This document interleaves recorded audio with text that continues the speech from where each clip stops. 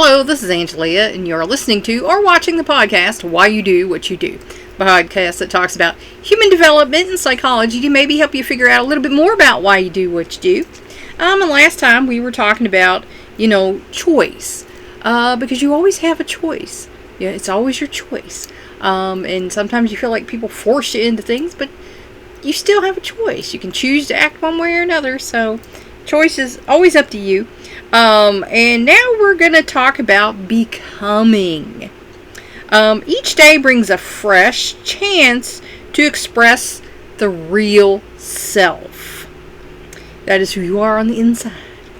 If individuals choose at each opportunity to live as authentically as possible within the confines of an intrinsically natural societal interaction, they are then becoming. So that is you, choosing to be you. So many of us are taught to conform or be like us and, everything else. We don't know who we are. You become, a fake person. You wearing a mask that other people wanted you, to be.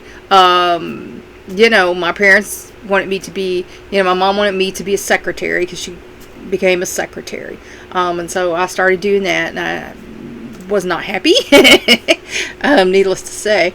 My dad wanted me to, have a government job like him. And, I did take tests, and I got beat out because, I'm not a veteran. And so pretty sure because I had a good score that those are the folks who beat me out.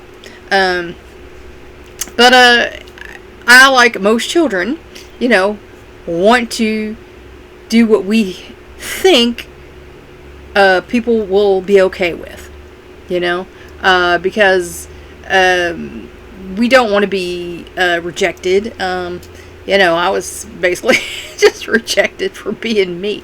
But, so eventually I learned I really don't give a crap what anybody else thinks. This is my life.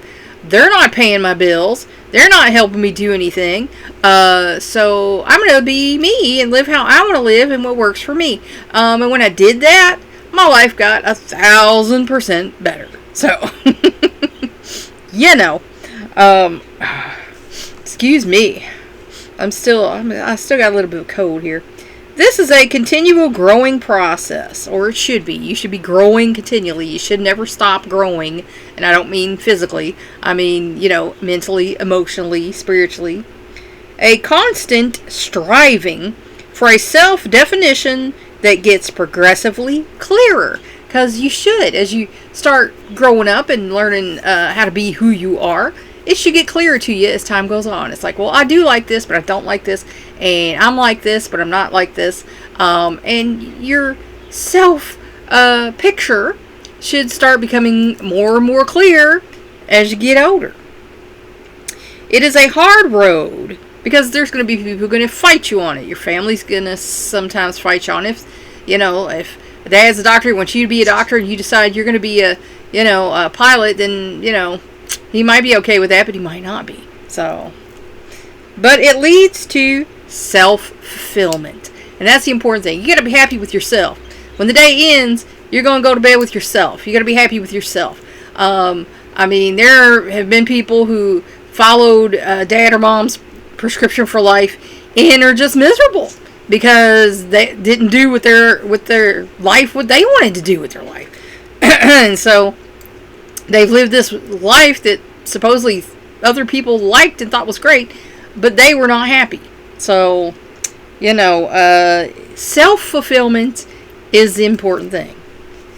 Some individuals lack the courage to choose authenticity. And in a world where everybody's expected to conform and fit in, of course, that's a thing. But like I said, I learned, I was so much happier being me than trying to be like these people or those people. I joke that rejection at an early age set me up for being an authentic person. But, oh my gosh, I'm going to sneeze and I want to sneeze again. That's who you need to be, your authentic self. If you're being who this person or that person or society at large wants you to be, you're never going to be happy with yourself, because you need to be who you are. Living behind their false fronts leads to a feeling of emptiness and to the realization that their lives are devoid of anything meaningful, because you didn't do what you wanted to do. You might have this great life that looks great to other people, might look great on paper or whatever, but it doesn't mean anything to you. And that's going to leave you feeling empty inside. They recognize that they are nothing and have nothing ahead in the future except the ultimate nothing, what existentialists call nothingness, which is death. So if you've lived all your life being who you thought other people wanted you to be, who you should be, and remember, should is a bad word, should be, you didn't live a life. You lived these other people's lives. You know? You didn't have a life. And then when you stop existing, what did you do? You didn't live your life. So that's sad. You know, I think. The despair of knowing that they have in essence chosen spiritual death without ever having truly lived is called existential anxiety. And this is manifested in abnormal behavior. So, I mean, you know, some people get to this. This happens a lot when people get like in their 50s, 60s, and, you know, on like that. It's like, wait, what did I do with my life? This was not my life. This is not the life I wanted. You know, I didn't live the life I wanted. I did what other people expected of me or what people said I should do. And now, you know, this is not my life and I'm going to die and I never got to live. And, you know, so this happens a lot to people who conform and never become who they wanted to be. Ling views abnormal psychology somewhat differently. He feels that society is no longer constructive. In fact, he considers it to be destructive. And if you look at society today, there's a lot of case for that, really. I can see how he came up with that. I don't agree with him 100%, but I can see that. The limitations under which we are forced to live, the cultural goals we are expected to attain, the overwhelming depersonalization of an increasingly technological society, these and other characteristics, he says, describe a society that is in itself sick. So, you know, in a society where you're supposed to be a cog in the wheel, you're supposed to be what people want you to be, you're supposed to conform, and, you know, that takes away who you are. That's depersonalization. You're no longer a person, you're a cog in the wheel. And you're expected to be that and live your little life. And usually the guys at the top holding all the cards are the ones who want you to do that. Because if you're a cog in the wheel, that wheel's in their machine and that's giving them money. So it behooves them if you're a nice little cog and do what you're supposed to do. So, you know, they're not looking out for you, really, honestly. You know, and we're all on our phones nowadays. Everybody's addicted to their phone. And if you're watching videos and all this stuff, some people do talk to other people. I interact with other people on my phone. But there's people I know who all they do is watch videos and stuff. They don't have friends. They don't interact with other people. And that's not healthy because they think they're, you know, socializing, but they're really not. So, you know, that's not really healthy. Those we call mentally ill have chosen to go back to living authentically. And now that's his opinion. That's not everybody's opinion. What we who have conformed to the sick society see as madness is an actuality, an attempt to rediscover the true self. And that's what Ling felt like. Is that these off people excuse me, I'm gonna take a drink here.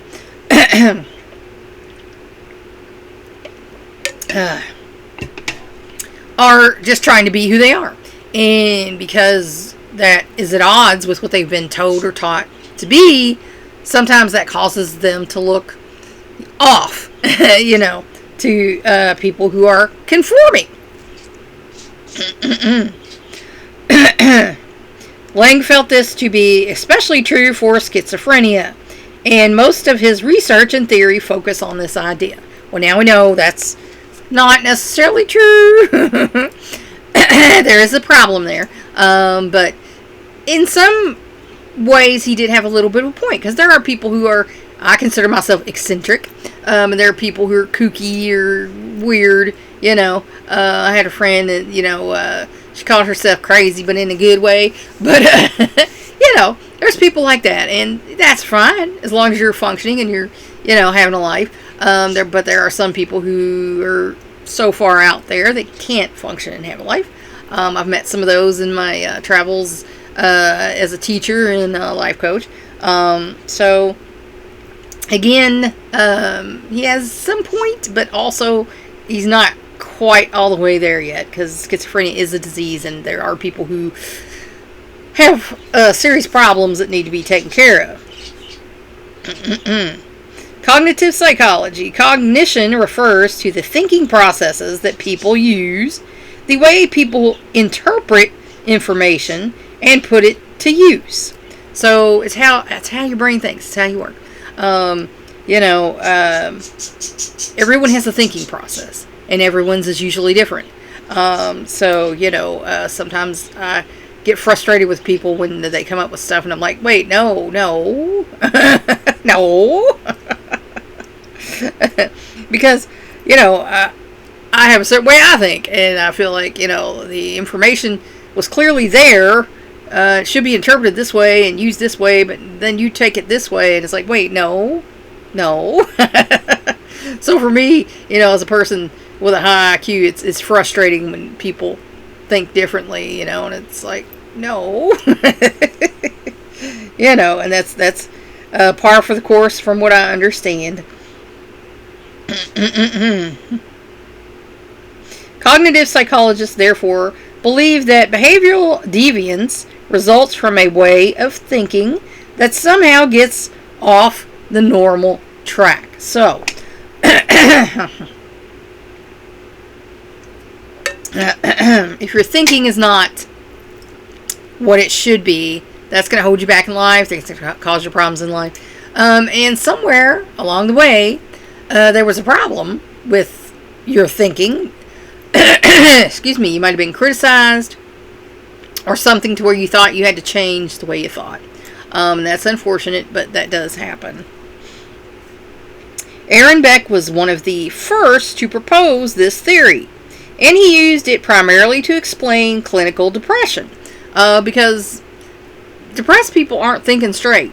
I mean, if you've ever talked with a depressed person, my husband, has struggled with bipolar, and the thought process sometimes is out in left field, and you're like, wait, no, why the disaster thinking? Everything is not what a term I use for him is like, everything is not a 5-alarm fire. Some things are, but not everything is. So, clearly he understood that depression can be a problem sometimes. Albert Ellis is another cognitive psychologist whose idea of what causes the thought derailment are quite popular. And that's something I used in my coaching. I had a program, and it was Living Your Own Life. And one of the things I said in this is to find out where your thought process derailed and how to get it back on track. So, I use that from, Mr. Ellis there. I'm sure he, understands. A general theory. According to cognitive theorists, we all talk to ourselves. And you can ask my kids, they know I do.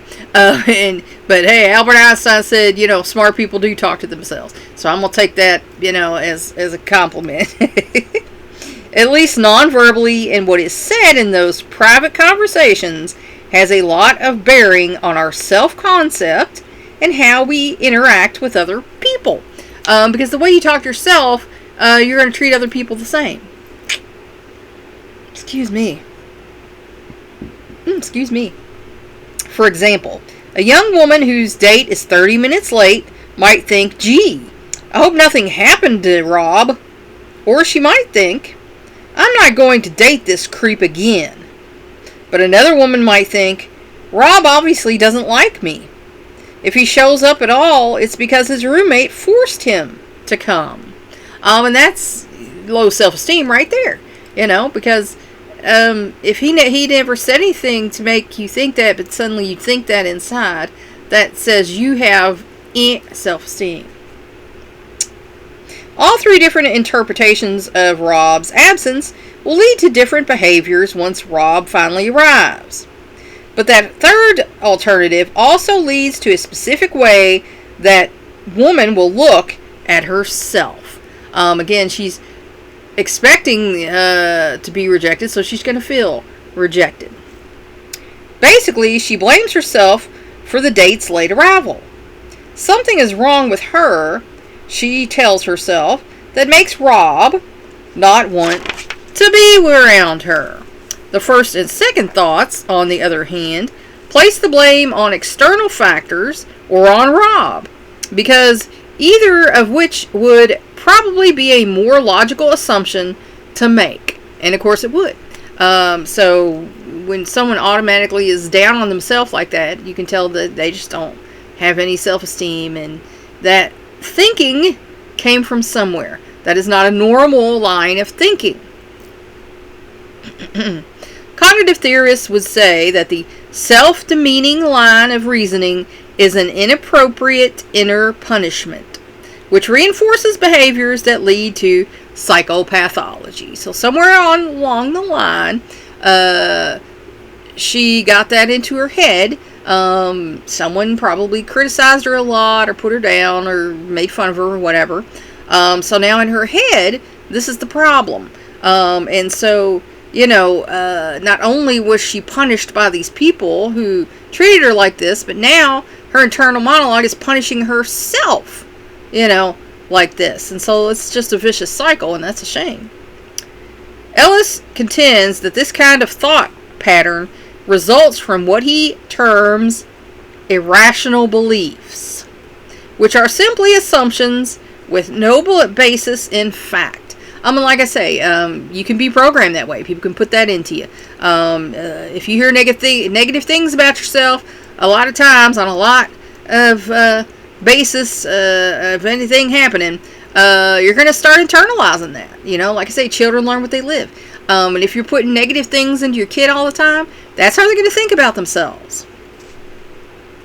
He gives us very complex examples. The beliefs that we must be loved, or at least liked, by everyone we know and meet. And that's a common, example. And that's, not realistic. Not everyone is going to love you. And you're not going to love everyone. So, there are really sensitive people who feel that way. And that's not good, because you're going to be disappointed a lot. And that, if we make a mistake, the sky will fall. There are people like that too. They just, anytime they do anything wrong, they just, oh, terrible, terrible, and they punish themselves. Talk about how bad they are. I shouldn't have done this or that. But, the fact may be, maybe you shouldn't have. But, it's not the end of the world. And if you don't have fatalistic thinking, you understand that, and you can go back and, fix your mistake or do whatever. But if, you have fatalistic thinking, then that's it. That's the end. It's terrible. Anyone who lives under either of these assumptions is clearly doomed to a very trying and frustrating life. Oh, yeah, you will be. Sorry. Because, like I say, no one's perfect. Nothing's perfect. And if you have those expectations of perfection, your life's going to get hard. And like I say, sometimes well-meaning parents push, try to make you perfect. I know some kids who, I saw out in the community and stuff, and the parents wanted them to be perfect, push them. And then they failed, and then they were like, I give up, and ended up, on drugs and crazy stuff. So, don't live vicariously through your kids. If you messed your life up, don't make your kid into you, a little version of you, and mess their life up, you know? No sense of that person's real self will ever be shown, and many emotions and thoughts will never be expressed. And isn't that a shame? You know? Because you're not you. Until they explode in abnormal behavioral symptoms. Because, you know, even the strongest container can only hold so much. So, if you put so much into something, eventually it's going to give. Beck believes that some people develop in childhood a whole system of thinking that is self-defeating.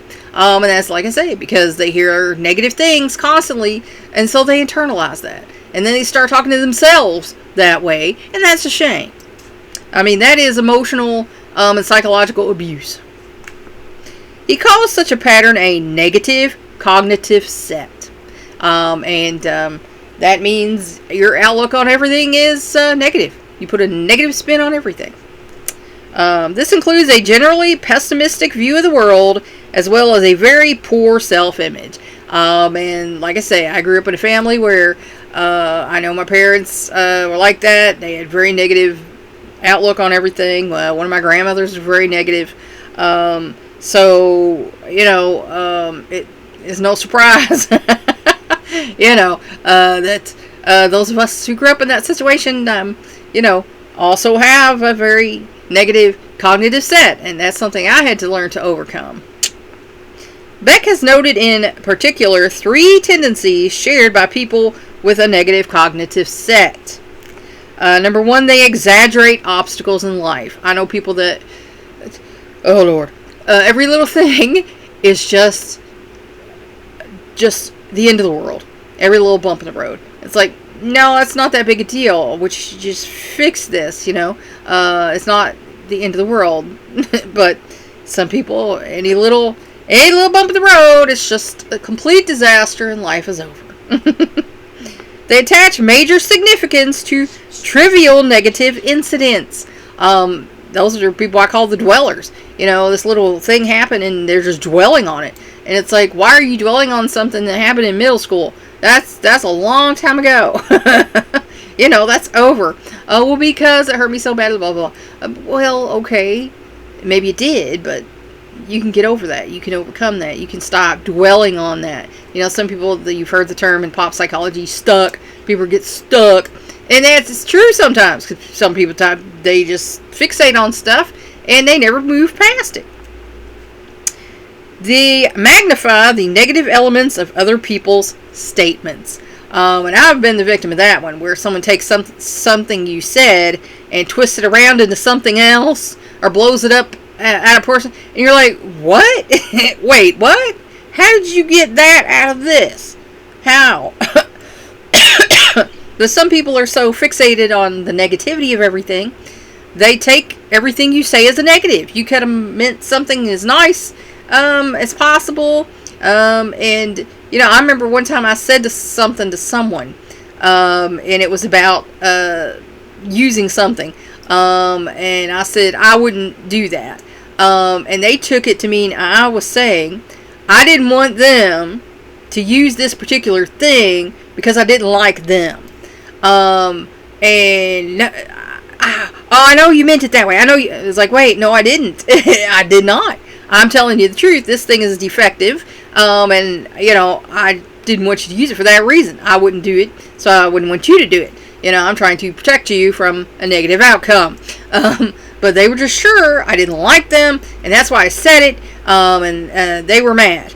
And that's when sometimes you just scratch your head about people, you know, and it's like, okay, you just have to let people go their way sometimes, because you can't explain it to them if they're not going to hear you.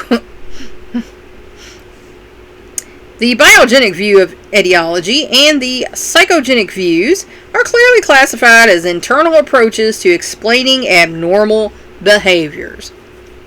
Oh, excuse me. They focus on changes, whether neurological, genetic, emotional, or cognitive, that occur within the individual. Because basically, you're born as a blank slate, you know? You're born as just this gift from God, pure spirit, pure joy, and you come out of the womb, and then you have physical needs. You gotta get fed, you gotta get changed, and then you become egocentric because you're like, oh no, my needs aren't automatically being met now. I need to let them know I need, and so then you become egocentric, and then basically, I was talking to someone the other day saying children are basically narcissistic sociopaths. It's all about them and their 3 feet of space, and you're just something they can use to get what they want. So, but you're supposed to outgrow that. Some people never outgrow that. But as we get older, you're supposed to, become who you are. But sometimes our family of origin, people at school, put these bad ideas into us, and we internalize them, and then we become dysfunctional because we believe these things about ourselves. So, these things can have no basis in fact. They're just what other people projected onto us because of how they felt inside.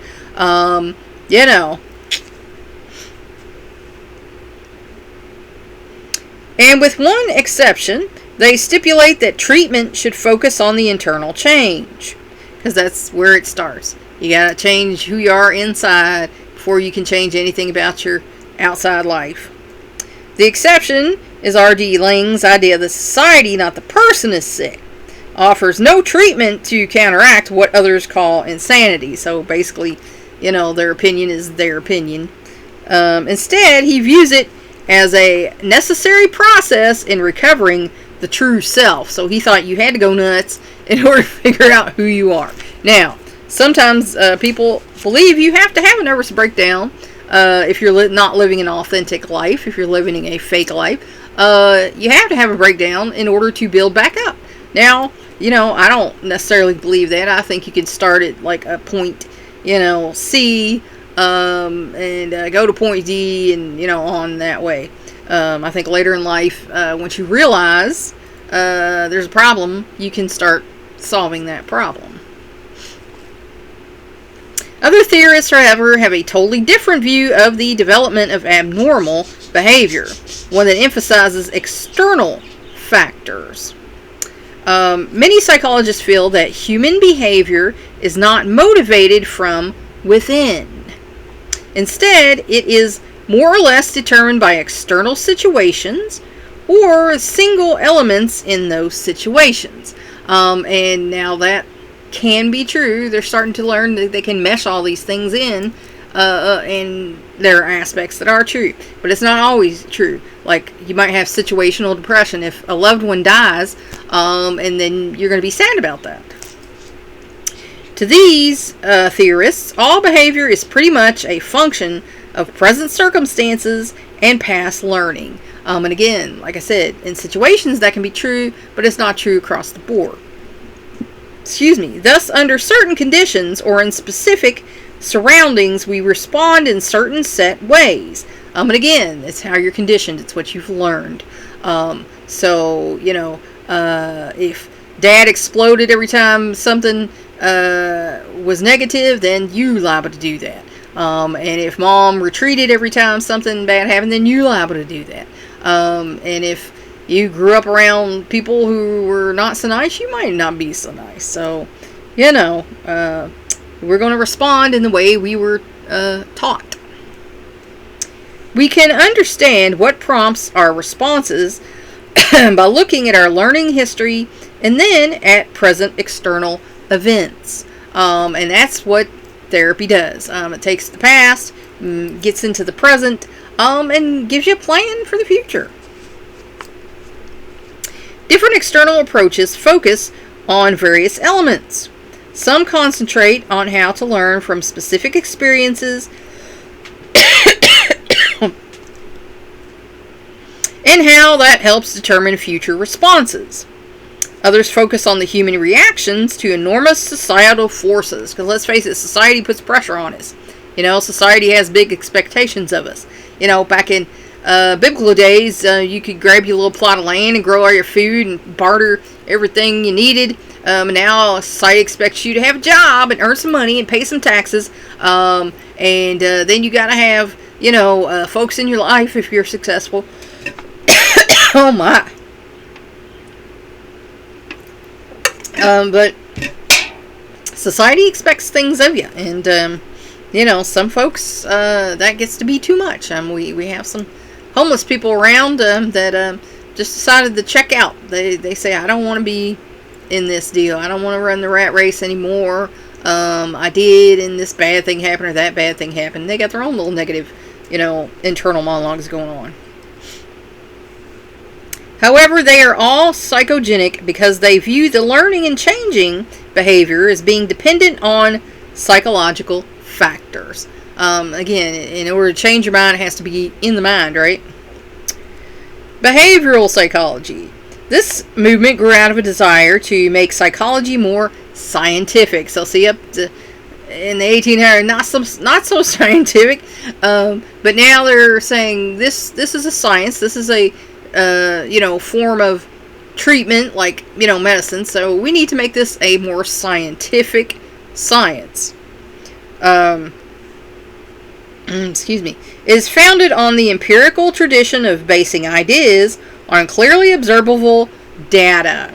In contrast with the highly introspective model of Freud's psychodynamic approach. Because as we know, he was kind of out there. He did good stuff, but some of his stuff was, we'll say, tainted by some stuff. Maybe, we don't know.